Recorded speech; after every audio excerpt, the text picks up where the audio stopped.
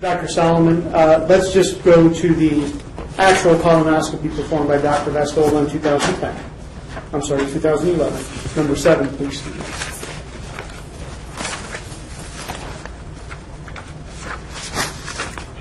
Number 1, just looking at the overall report in this case, is there anything at all unusual about the structure or format of the report for Dr. Vastola?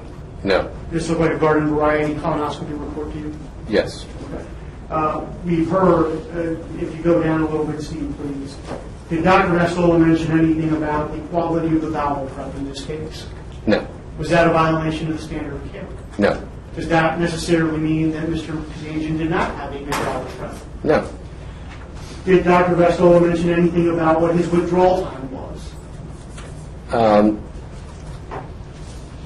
Not specifically in this. I think we see that it was 8 minutes, though, with the other records. We'll look at that in a minute. Yep. We'll look at, as a matter of fact, since you mentioned it, let me just go to that very quickly. 07004, please, Steve. I'm sorry. 05. 00705. So we've heard several times under the procedure time that this was an 8-minute procedure from start to end, 7:07 to 7:15.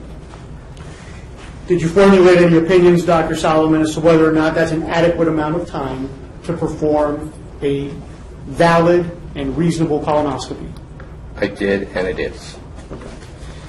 Any reason to believe that because this procedure was only 8 minutes long, that necessarily means Dr. Vastola must have missed something? No.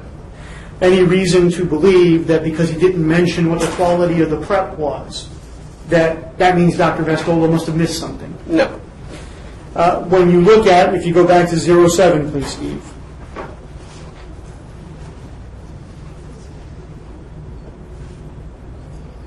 When you look at the pertinent portions, if you go down a little bit,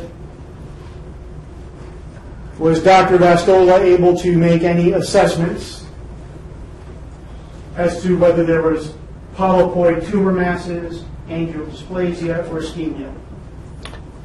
No, he was able to tell that there were no angiodysplasia, which does suggest the prep was good because those are very flat and hard to see.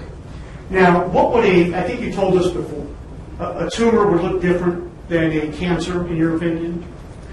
An adenoma? Correct. An adenoma would be a benign lesion. Okay. So let's talk about would a benign tumor look different than a cancerous tumor on a colonoscopy? Yes. In relative terms, when you're looking at the view of a colon while performing a colonoscopy, how would a 1 centimeter mass appear relative to the screen size? Well, since we're looking at like 30-inch screens, it's about 100-fold larger. Is there also magnification from the actual scope itself? Oh, yes. There's magnification from the scope, and it's on a big screen TV. In your opinion, more likely than not, how difficult would it be to not see a 1 centimeter cancer in the transverse colon? That would be extraordinarily difficult to not see using a double negative. It would be very easy to see.